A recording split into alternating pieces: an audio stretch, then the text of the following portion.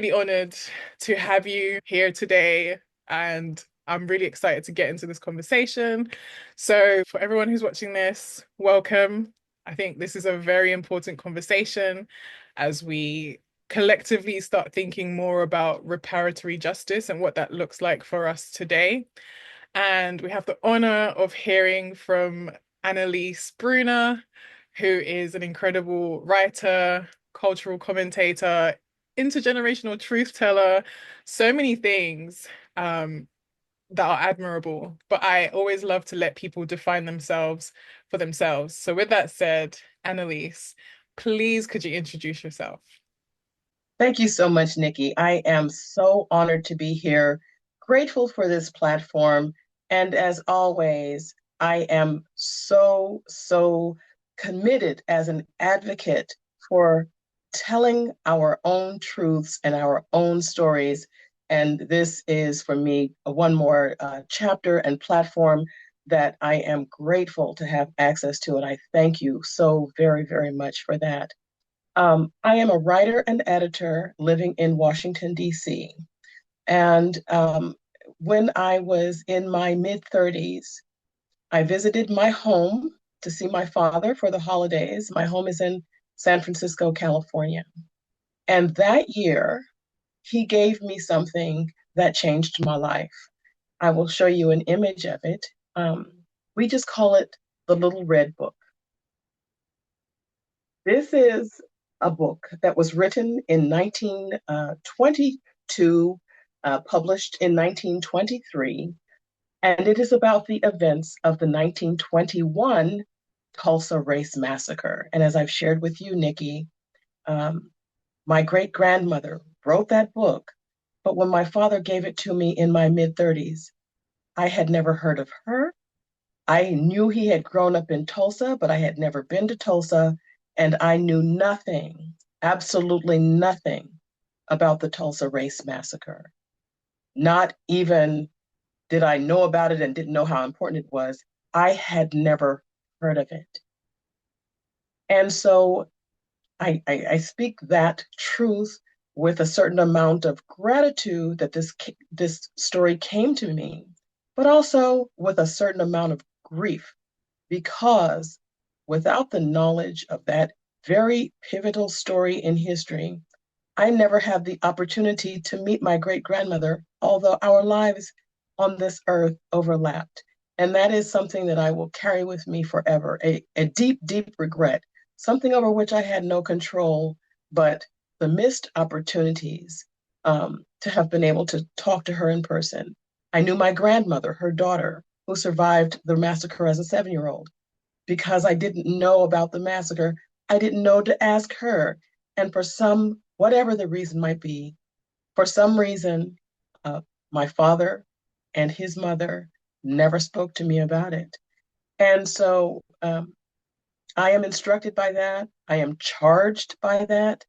And one of the things that I am absolutely committed to doing is resurrecting the story of Mary Jones Parrish, my great grandmother, a woman who, in the face of great personal loss, great community loss, great racial loss, set out as an intrepid entrepreneur because she lost not only her home, but her business to gather those oral histories. And we know how important that is for us in our traditions to gather those oral histories, put them on paper, crowdfund the money to publish, got together $900 and clandestinely had this thing published, basically smuggled back into Tulsa, and about we think about 25 copies may have originally existed.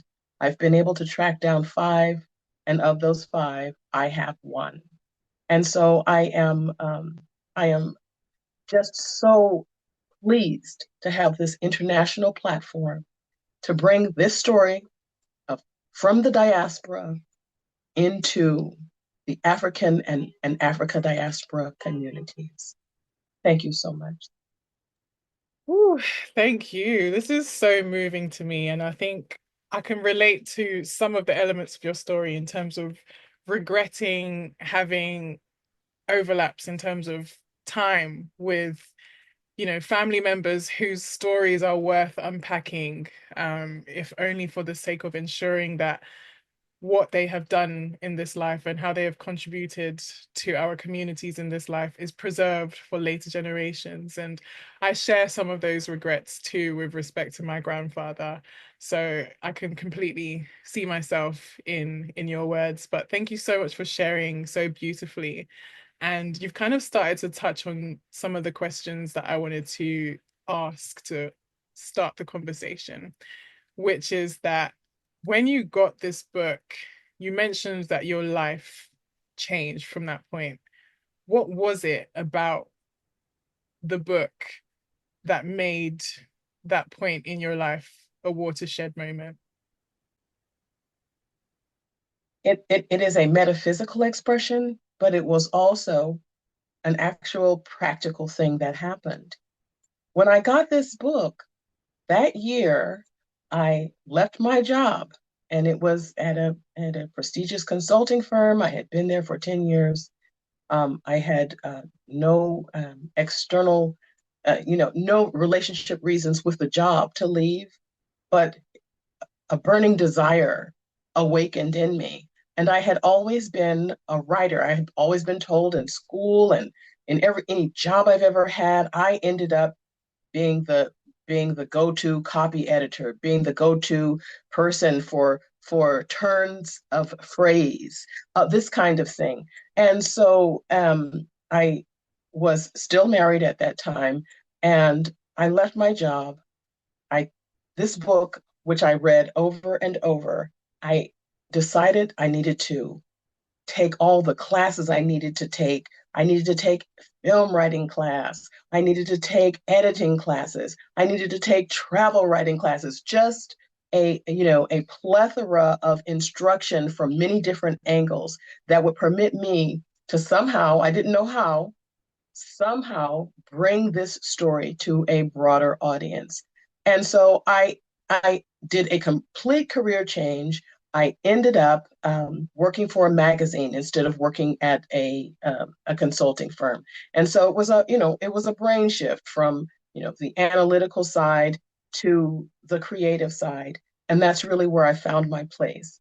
And it's kind of the space I've worked in ever since.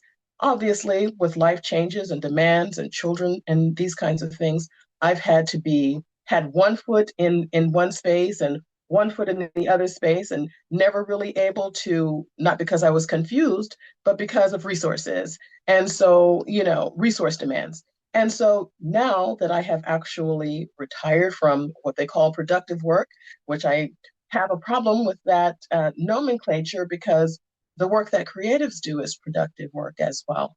But being employed by somebody else in the superstructure is, in the economic superstructure, is what I mean by that terminology. But since I have retired just last year, I have completed the screenplay that I've always dreamed about. And these years of experience in life, and with other people that I've met over time, have given me the emotional and psychological wherewithal to actually bring my creative vision for this to life in a way that I think is deeply, deeply accessible. And it really taps into the truth that storytelling is revolution. Storytelling is memory. Storytelling is life changing as you tell the story and as others receive it. And so I'm grateful for this opportunity, this time where I still have my health and my relative mental stability that can be questioned. But nevertheless, I have brought my attempt to adapt this into a screenplay that is simplified enough that people can take it all in without any grand dream of uh, uh, you know high level special effects and things of this nature. It's a human story, which ultimately all stories are human stories. I can remember when Viola Davis won the Academy Award, and one of most outstanding and memorable thing she said was, there are stories, millions of stories, and they've all gone to the grave with people. And I want to resurrect my great grandmother's story. I can't resurrect her, obviously, but I can resurrect her story and her legacy. And that's what I'm trying to do. So powerful. I always enjoy listening to you speak. You're just very, very forceful with your words, and I feel I can definitely sense the legacy of your ancestors and how you manifest that in how you speak. So thank you so much for sharing that so beautifully. And honestly, I know you're not big on special effects and stuff, but I feel like it might be worth sliding into Ava DuVernay's DMs or even Ryan Coogler. I feel this is a story that needs to be told, but it also needs to be told well, and it needs to be told widely. And so I don't know how these things work. I might be being completely naive, but I do think when I think of all of the films I've ever seen and am familiar of, I don't think I've watched one about Black Wall Street. And, who better to make that happen than you. So I'm just saying, you should maybe consider it. Um, Point, your point is well received. okay, okay. And if this does go somewhere, please invite me to the premiere. I would love to join you in celebrating it. Either way. But yeah, I want to ask you, like, what does it mean for you to carry the legacy of a survivor of, such a catastrophic event? Like, how have you processed it? How do you think about that? How do you hold that? Well, it is so interesting that you should ask me that question because just the other night I was rereading the book yet again. And no matter how many times I'm invited to speak, I always prepare myself by looking back to the text. And something I noticed that I had not noticed before, and I've had this book since 1994. And it's not that I haven't read that passage before, but something different clicked for me. I have to give you a little bit of background. In 2021, at the centennial of the 1921 Tulsa Race Massacre, I was involved in the republication of the original book, but within a tripartite collection. And so the entirety of Mary Parrish's book, except for the ads at the back of the original book, which were part of the crowdfunding, where local Black-owned businesses bought ad space at the back of the book to help her finance the publishing. So with the exception of those pages, we republished the book in 2021 under the title, The Nation Must Awake. There was a circuitous way that I ended up involved in the publication because it was being published by Trinity University Press, but I was not involved at the inception of that whole process.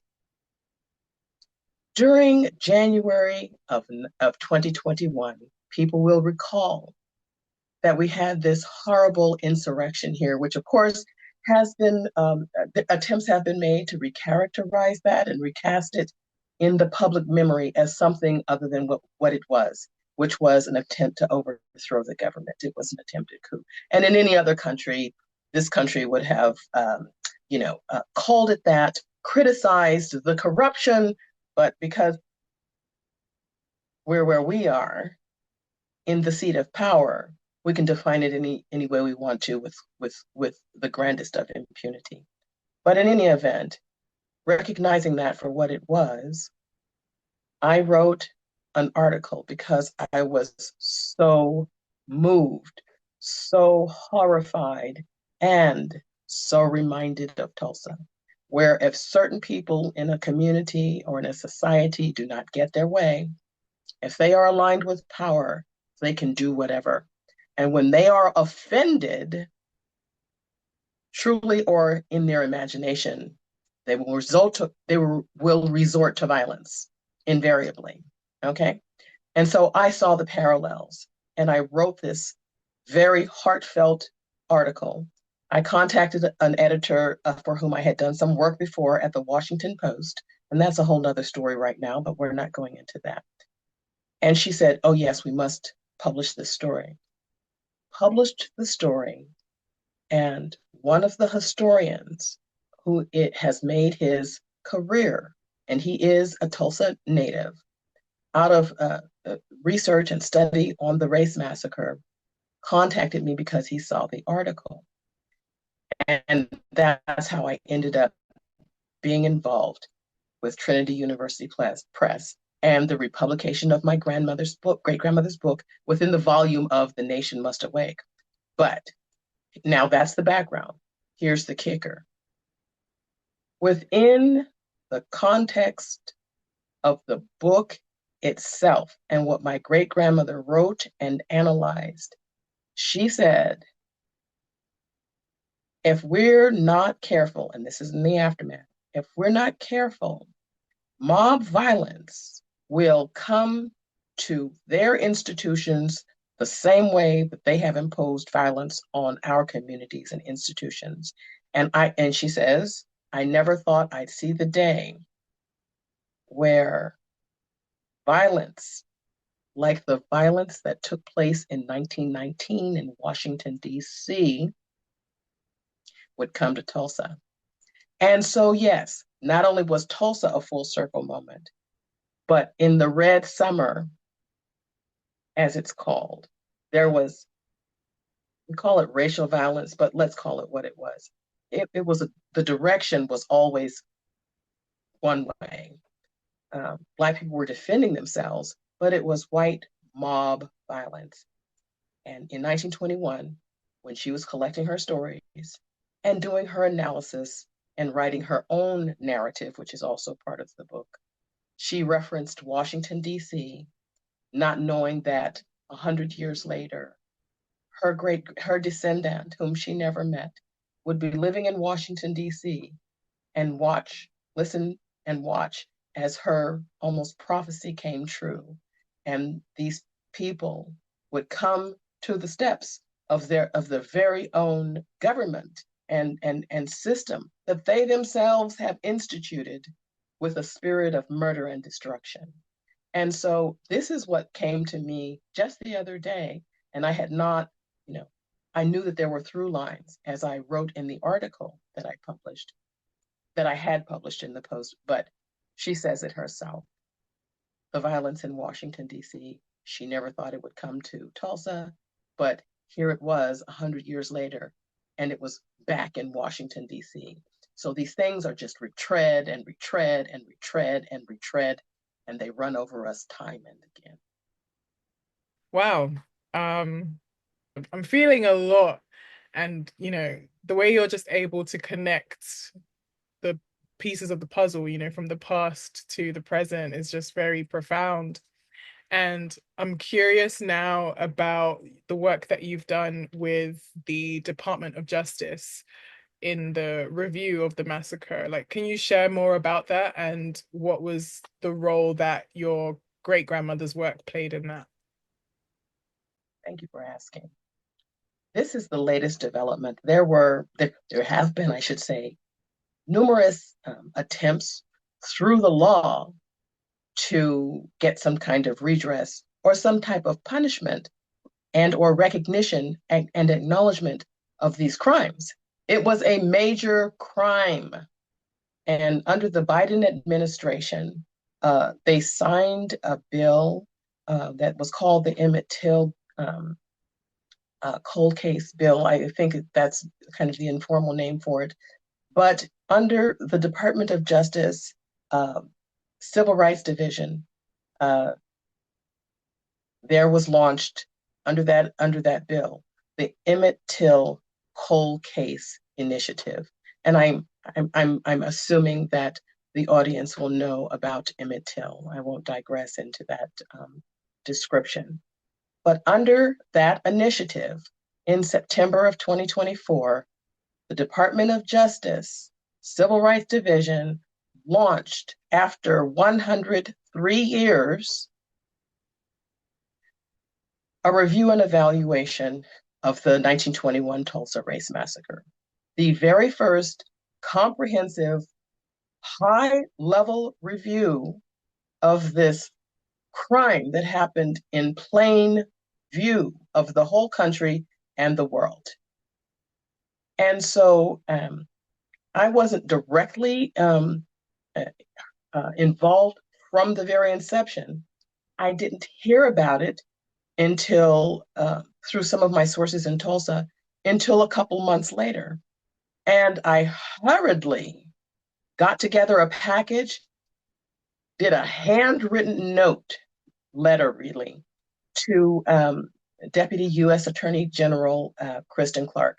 Now, when I say handwritten, that means a lot because my handwriting is very deteriorated.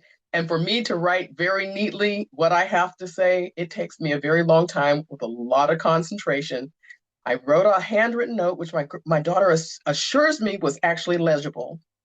And I enclosed it with a copy of The Nation Must Awake, imploring their team to look through this primary source because I did not know one way or the other if they had seen it and were aware of it.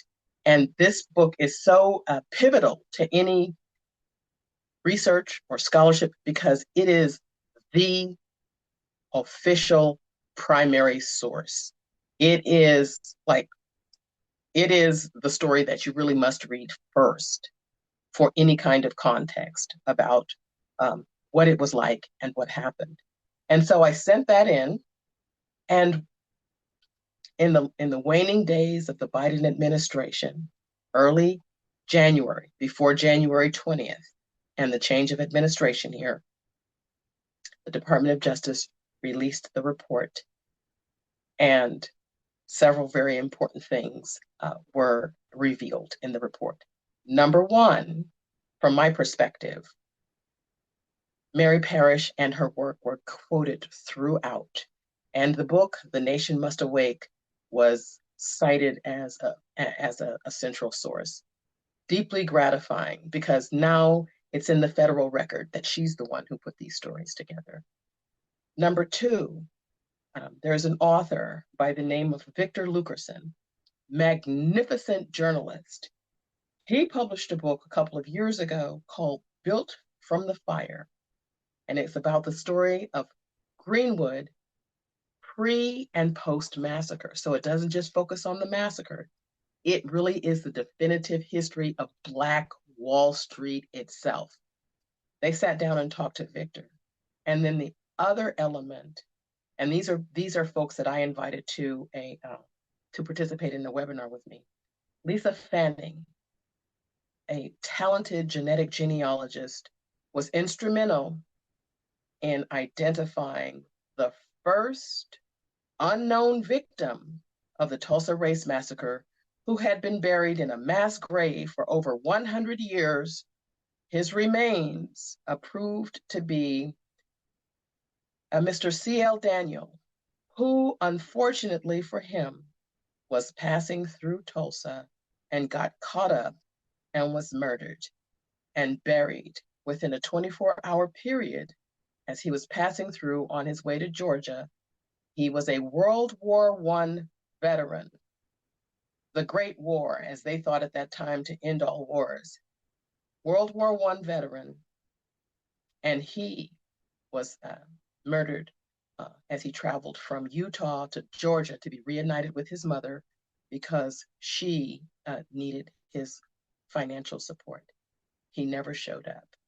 And so his mother had written to the Department of the Army to say, I don't know what happened to my son. I have heard that he was caught in the Tulsa race.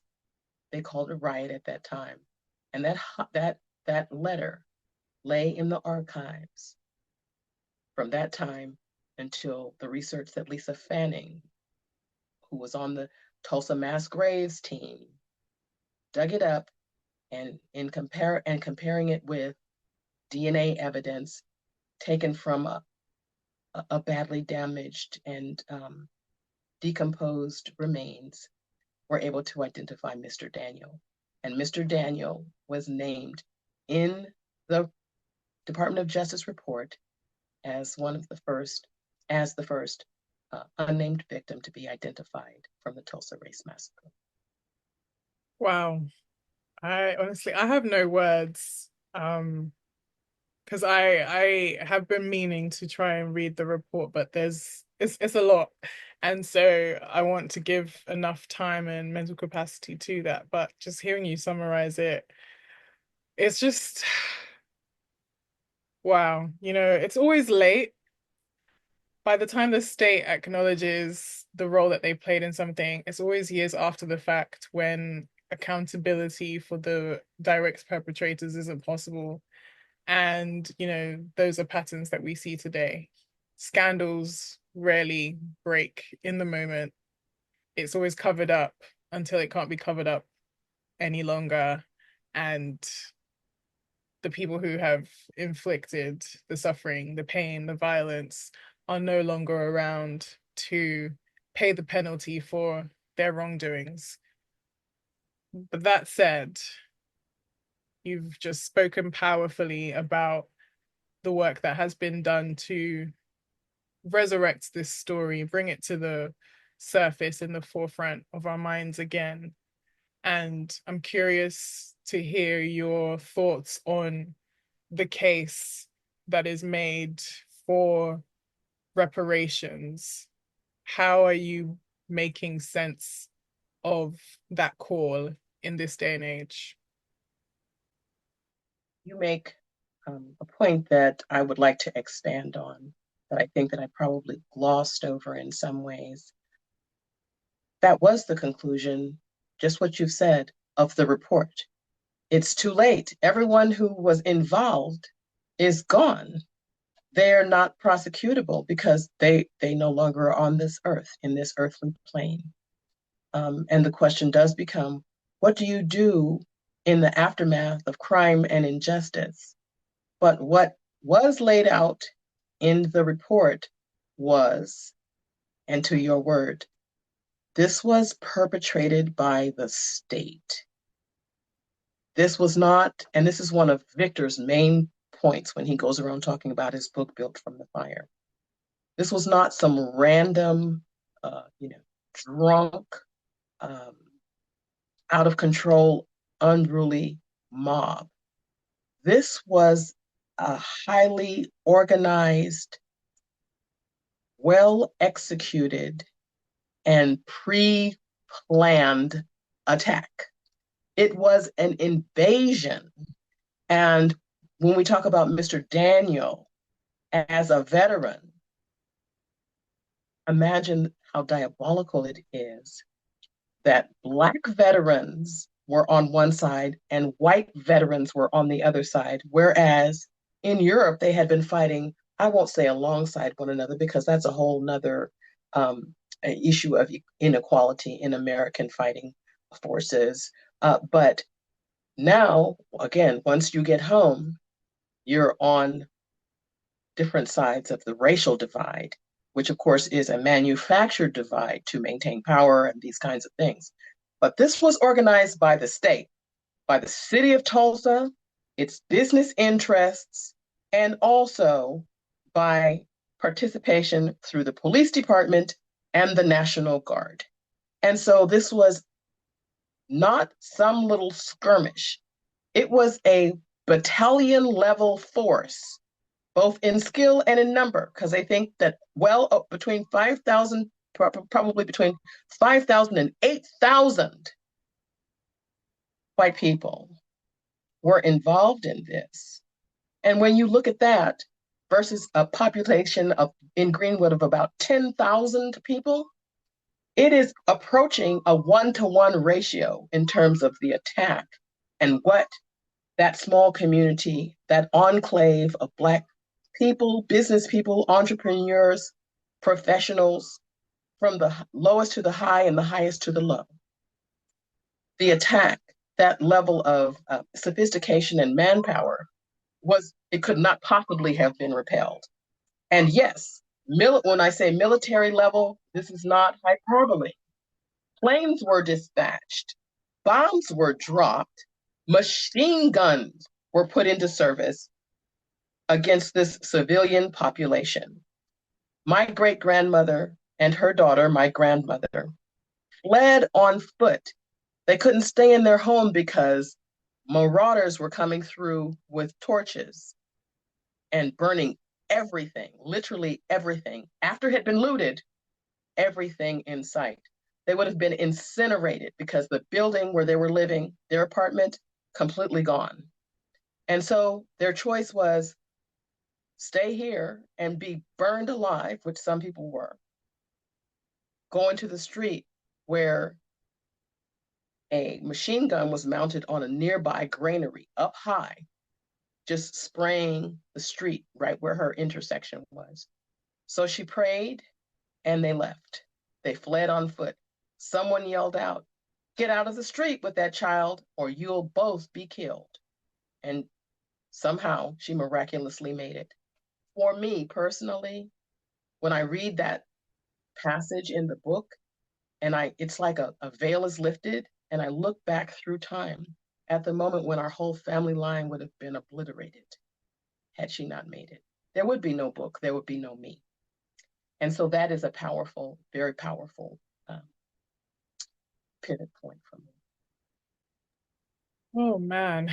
Yeah, those are some very powerful reflections and just seeing how connected everything is, if there was no you, there would be no interview right now. I wouldn't be able to get this incredible insight from you. And it really just connects things for me in such a concrete and powerful way. And I would like to hear more about the legacy of the Tulsa Race Massacre and on not just the economic well-being, but also psychological well-being of Black communities. You can say in Tulsa in particular, but also more broadly. How do you see a link between the trauma of the past and maybe some of the challenges that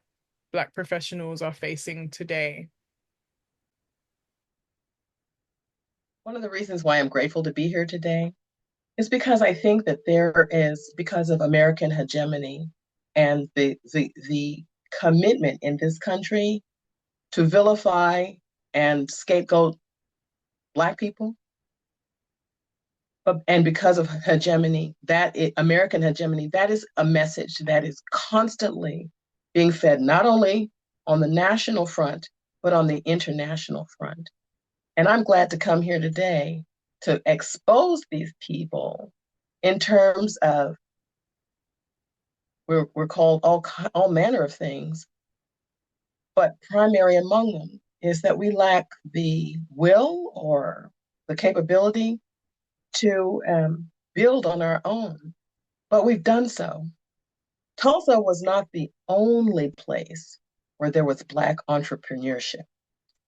Because of the history of Oklahoma, which didn't become a state until 1907, it was somewhat of a frontier. I mean, there are a lot of issues around Native Americans and that kind of thing, but it was a frontier where Black people after emancipation fled the Old South seeking what?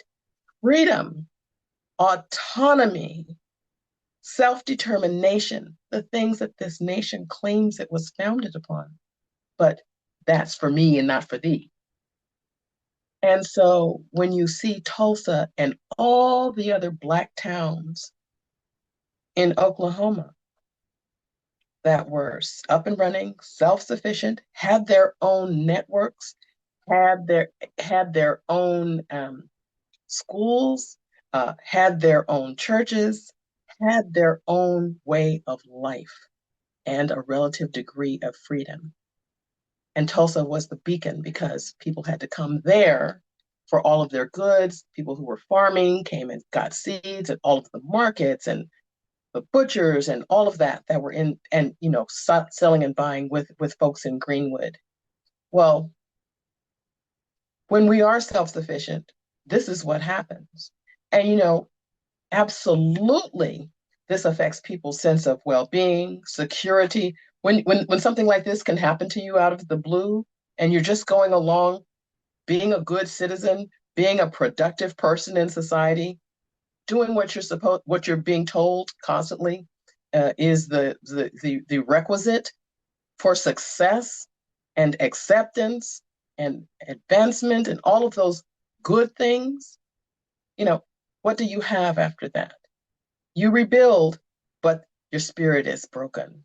I just, there's no way that people, especially having come from where they came from and thinking that they had arrived at a place of safety and a place of freedom, to have this happen, you know, life altering. My grandmother left Tulsa during World War II, going to San Francisco. She never went back, and she struggled. She struggled with mental health and substance abuse for the entirety of her life. She was 7 years old. She was 7 years old. And think about what that does to, an adult, and amplify and magnify that for an unformed psyche. A tender 7-year-old who was the apple of her mother's eye and a bright, inquisitive child. What happens when you witness something like that? How is that? How do you process that? How do you synthesize and and reassemble your own shattered psyche?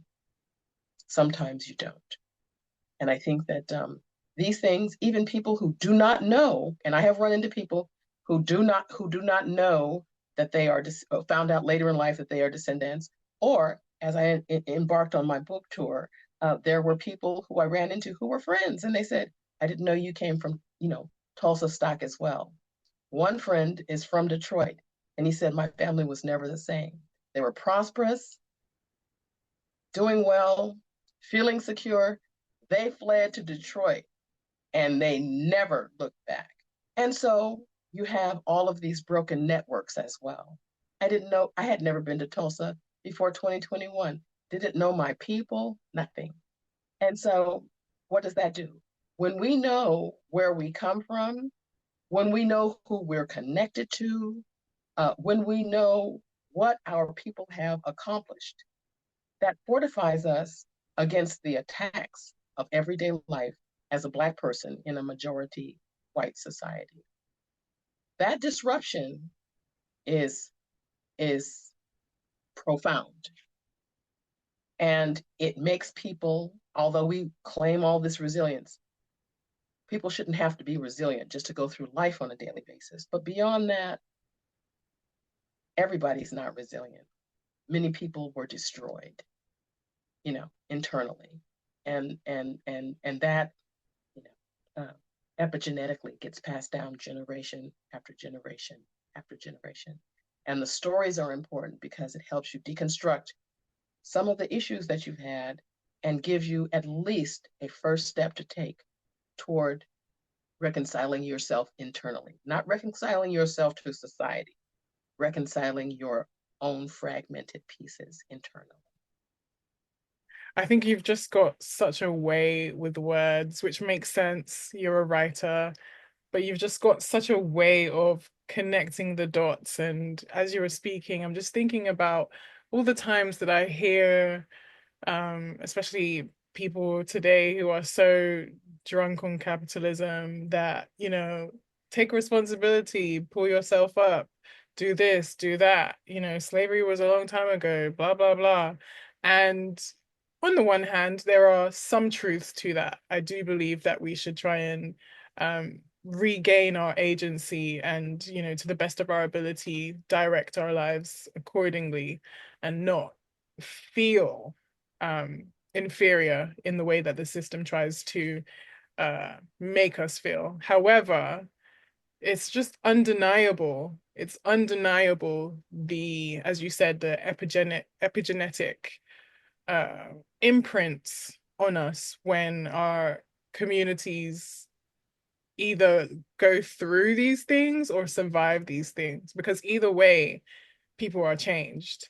And that inevitably will affect the next generation, depending on how things are handled by those who were immediately impacted.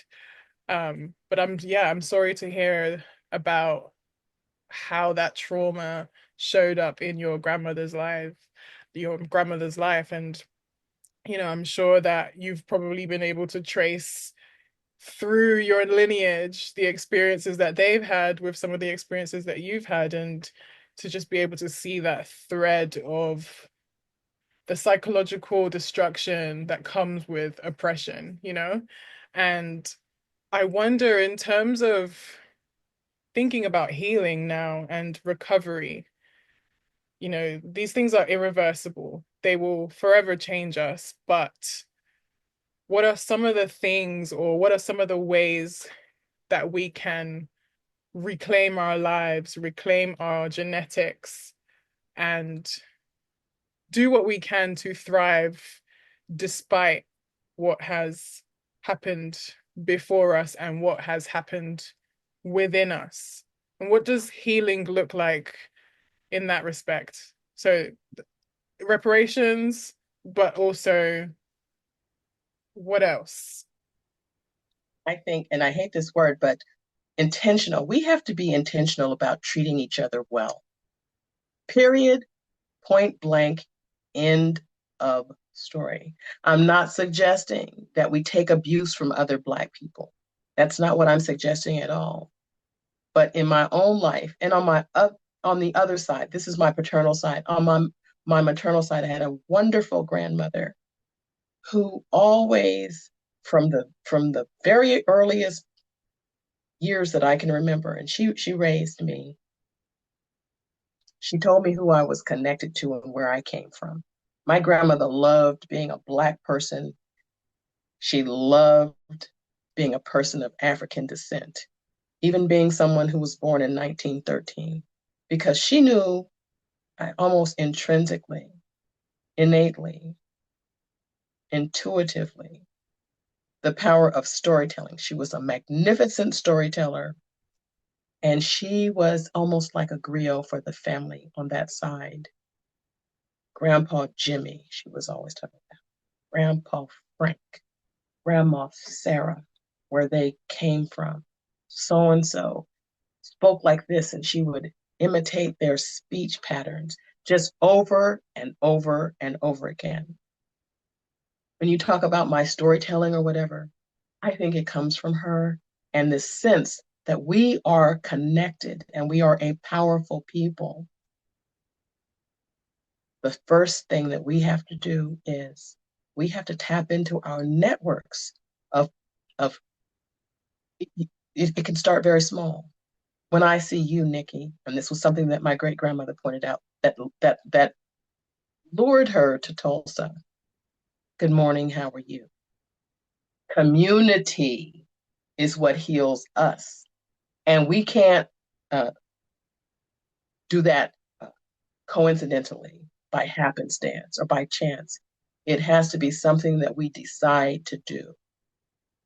We have to prioritize ourselves and one another. And we must be unashamed about it. We must, when we speak and someone demands an apology because such and so and so, we've got to let that run right off our backs, because we are imperiled. And the struggles that we're going through right now here, talking about erasing Black history from being taught in schools, our magnificent National Museum of African American History and Culture, designed by that beautiful Ghanaian architect and put here on the mall. It is under attack. No matter what you hear about, oh, so and so has backed off a little bit. No, Dr. Bunch I was on a meeting last couple of days ago. Dr. Bunch was approached by the administration and asked point blank to close down what we call fondly the Blacksonian, to close down the Blacksonian. And then the compromise was going to be to close down the lower level. I don't know if you've had an opportunity to visit that lower level where you descend down like you're going back into enslavement, and the artifacts that are there and the stories. It is breathtaking. powerful, and it connects us to our mother continent, not as victims, but as people with agency and the ability to survive the worst and to even bring to this new land with us agricultural technology, all kinds of things that are still being uncovered in the fields, now in field work, even today. So the things that we do with, for, and about one another, they have to be done with purpose. We have to move with purpose. Everything that we do in the public toward one another, we must do it with purpose. There is no other survival for us because we have got to survive these, whatever these tumultuous times are and what they portend for us for the future. We have to be, as you say, we have to make our own tables about this because, you know, while I'm not necessarily advocating for complete withdrawal, because when we do, they still won't leave us alone. That won't that won't do a thing. We see through the Tulsa example, they'll never leave us alone. They're fascinated with us. And what they need to do for themselves, they need to learn humility and to be able to, without the veneer of social dominance and superiority, which is really just a blind or not facing the truth about your own self-image because you don't want to, in your own psychology, accept that you're not always good. You're not always the best. And these mythologies have to be deconstructed within their own minds. We don't have anything to do with that. That's their business and that's their job. But our business and our job is to model how other people should treat us. How can I expect somebody to treat me well or to treat you well when the interactions that we have between and among one another are not laudable? And that, to me, that's the first battlefield. Thank you again for just sharing so powerfully. I feel like I'm clinging to every word you say because it's just all so profound for me. And um, one thing that I did want to say was I'm glad you told me that. I had the pleasure of listening to President Lonnie J. Bunch. Am I saying that correctly? Was he the president of the Smithsonian? Still is, maybe. Yeah, I had the pleasure of hearing him speak when he came to London at the British Library about the challenge of uh, building the museum and choosing which parts of or how to portray a nation's history in a way that's honest and still able to bring people together. And I've never forgotten that lecture, and I've actually had two opportunities to visit the museum, and my eyes are a bit watery now, but I know exactly what you're talking about. I think I spent maybe 3 to 4 hours on that lower floor alone, which is why I had to come a second time to see if I can make the progress upwards. And I remember that I made it to all but the last floor. And so I was really looking forward to completing that journey on my next trip to DC. But the thought of it not being there or not being the same is quite infuriating. And so honestly, it makes me feel like, what do we have to do? Because at this point, I feel we ride at dawn if we have to, because that's one of the sites that we have to protect at all costs. Um, the thought of that monument, that honest portrayal of history and its legacy, the thought of that not being there or being altered or watered down because some people cannot bear to look in the mirror and see the things that have shaped them and see them for who they really are. That terrifies me, it enrages me, and I think we have to find our ways of showing them that we mean business when we say back off. And so, all of that to say, you have allies across the pond who are willing to fight with you um, to protect that legacy and that monument of history. And so, with that said, just like circling back to your screenplay to wrap up the conversation, how do you hope that the screenplay and your work in general shifts public understanding of the Tulsa Massacre and its modern day implications? Well, I think that Tulsa is an emblem. And because it is such a compressed time period, it happened really only between 18 and 20, about 18, between 18 and 20 hours over these 2 days, May 31st. So the anniversary is coming up to June 1st. It is, you mentioned the word candid. It's a candid shot of American history and all of the things, the things that are layered and layered and layered, but they repeat and repeat and repeat. And this is what has brought us to today. And I'm hoping that by having something visual, like a movie to look at from this a screenplay that I've crafted, helps people step into a scenario that they may not have anticipated, even if they know about this event, and what it means on the personal level for a mother to worry about her child, for a community to grapple with a feeling of we've arrived and to have that snatched away. People to live within one dimension of being and to be told all of the struggles in this country are all directed toward this grand notion of democracy, which we've just come from in a war to defend abroad. But here at home, we actually have a not a pluralistic and almost a fascistic and violent society. All of these contradictions juxtaposed so closely within one another, within distance of one another, and in concept, and then also, again, in a compressed time and space frame. I think that that is what is so powerful and potentially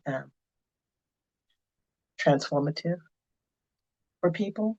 There's just very many things to hang on to. There's the clergy there working. There's an interracial commission where whites and blacks are trying to figure this thing out. Because, you know, the period of Reconstruction, which only lasted until 1877, when it was bargained away, you know, it was a time of great progress, great education. So we've done this before, but we keep destroying it. I say we as a broader as an American in the broader sense, and we know who does what. But we what we see today as we're in this period of retrenchment of a white supremacist ideology and these kinds of things, it's the whole country that suffers. And will these people not awaken to this? The nation must awake. Wake up. It's the whole country that suffers because although you insist and continue to see us as a separate entity, we are intricately and irrevocably interwoven into the fabric of this country. You created the rift of us from our mother continent. You set up the systems here. We are 12 to 13% of the population here at most. Those of us who identify as Black, as African American. The things that you say that we have ruined, statistically impossible. It's you. And you are ruining your own very nice country. You are stopping or thwarting this country from being what it should be and meeting the ideals it espouses to others. And now here we are again with all of the ugliness back and uh, the same old scapegoating. And we're on the verge of who knows what. But, we've done our part. And for me, I'm interested in us as a people internationally. And I think that that is our salvation no matter where we are. We must consider ourselves as a people. And I do. It's powerful. And I'm thinking even, of some of the networks that exist, the Black Women for Liberated Workplaces, which is how we connected and have formed a coalition of Black women doing the work all over the diaspora to improve equity in the workplace, but also the UN Permanent Forum on People of African Descent, both of which I think we have both participated in to varying extents. I know you've definitely done a lot more of the nitty-gritty work there. And I would love to hear, in closing, I would love to hear your thoughts on if you were to give a clarion call to our community in general, but also specifically my generation, younger generations, what would it be? What do you want us to take from the work that you're doing? And in passing the baton to us, which race should we be running and how? We can never address the external race without addressing the internal race. And I've talked a lot about, the networks, the support, the sense of community, treating each other better. But that will go down also into the microcosm of the family. Don't forget to gather your elders' stories. That's an easy one for me. And I say it wherever I get the chance. Don't disregard the learning and the wisdom that comes from long life. There are just certain things you will know because you can Google them, but you won't have the depth of connection that gives you the wisdom that you'll need to be able to decipher many of the things that you see that will come at you in life. People have seen them before. All of it is dressed up in a different cloth, but it's the same thing. Talk to your elders, preserve their stories. I've had an archivist say, someone in each family should be the family historian, and others should help with this effort. Your artifacts, your other ephemera, your photographs. And now in the digital age, you have to find a repository for these things because, as we know, there are things that are being disappeared. And so there's an additional challenge for the younger generation to ensure that things are not just on in the cloud somewhere. This is why books remain important. We have people banning books here. My grandmother's great grandmother's book will probably not be taught in Tulsa, but I have sent this book to people in different spots across the world. It cannot be erased. These people can't erase everything. Always have a mind toward how those stories that are being transmitted to you within your families, what they mean for the past, what they mean for your connection to our mother continent. This is so important. No matter what people say about, oh, continent is this, it's that, that's noise. We have to understand where we've all come from. Africa has sent her seeds out across the world, and we have an obligation to one another and to our homeland, our ultimate homeland, to build because not just It's not a giving thing, it's a giving and a receiving thing. And this is the mindset that a lot of us in the West have. What am I getting out of it? You must learn to identify what you're getting out of it. Because we all in relationship, it's never a one-way street. You're we have been trained in the West to believe that we're giving and we're not getting, and we have to make sure that we're extracting some value. You must learn to redefine what it means to perceive what you are getting. This is in personal relationships, professional relationships. Anybody who says, "Oh, I'm giving and I'm not getting," is an abuser. And we cannot permit ourselves to be abusers. We must live in community, and that is a give and take. Young people, speak to your elders. Some of them are difficult. I understand that. They've been through a lot too. A lot. Thank you so much for just your commitment to telling the truth and telling it powerfully. I think your work and your voice speaks volumes, and I already can feel the spirit of your legacy and the legacy of your ancestors. And I'm very grateful that you've shared that with me today.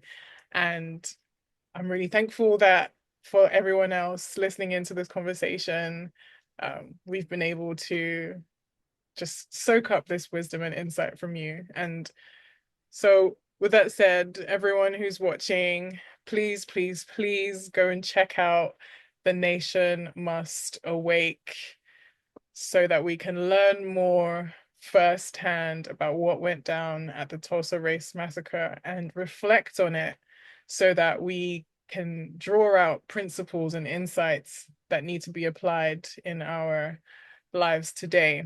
I know there's a documentary on this story as well. I think it's called Descended from the Promised Land.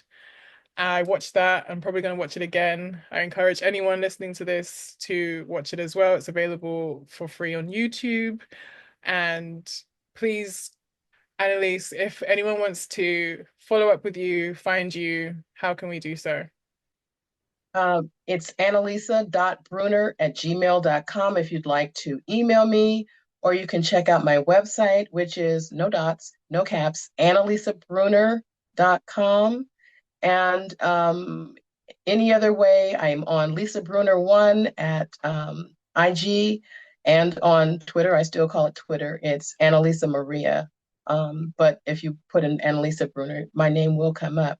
And I welcome any DMs, emails, in any kind of way. You can contact me on LinkedIn. I'm on LinkedIn as well, and I'm not really there. I'm not there looking for a job or anything, so I don't have a whole lot, but I do post there, and you can see what I'm up to. I will be in Tulsa in August because I've worked. I was contacted by a visual artist, and we're having the dedication for a permanent art installation along the pathway to hope, and I can't describe exactly what it's like, but it's a magnificent homage to the people of Greenwood, the history, the legacy. Many of my great grandmother's words are used, and I have also incorporated some of the words from the women who are in Descended from the Promised Land. They will be immortalized there, along with some of the imagery that honors the children who lived through this horrific event and whose many of their permanent life memories were formed that night. And so we must always also remember the children. Amen. Amen to that. And I hope to be able to make it out there to see this beautiful masterpiece. Thank you. Thank you so much again. Really appreciate your generosity of spirit. And yeah, everyone else listening, remember to sit with your elders because the work continues and so must we. Thank you, Annalisa. Thank you, Nikki.